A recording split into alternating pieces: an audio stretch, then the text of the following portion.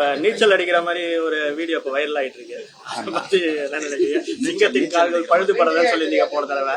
அதை வெளிக்காட்டுற வகையில அந்த வீடியோ வெளியே ஏதோ ஒரு பாட்டு சிங்கத்தின் கால்கள் பழுது. இந்த ஒரு ஐயர் சுப்பிரமணிய ஐயர் எங்க கட்சியில மாநில துணைத் தலைவர் திருத்தரப்புள்ளி அவர் ஒரு பாட்டு பாடினார்.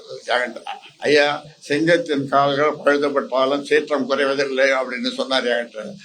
என்ன தப்பா சொல்றீங்க? சிங்கத்தின் கால்கள் பழுதும் படல, சீற்றமும் குறையில, அதிகமாக தான் ஆயிடுது.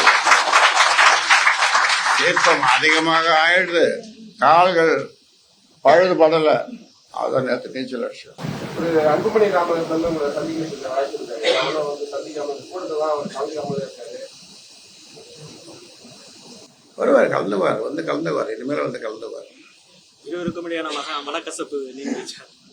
மனக்கசப்பு நீங்கிடுச்சா? இருவருக்கும் இடையே இருந்த மனக்கசப்பு நீங்கிடுச்சா? விரைவில் சந்திப்பாங்கன்னு ஐயா சொல்லியிருந்தாங்க. கசப்புன்றது இல்லை, கசப்புன்றது நம்ம எப்பொழுதும் நான் சொல்லுவதில்லை, இனிப்பைத்தான் சொல்லுவேன்.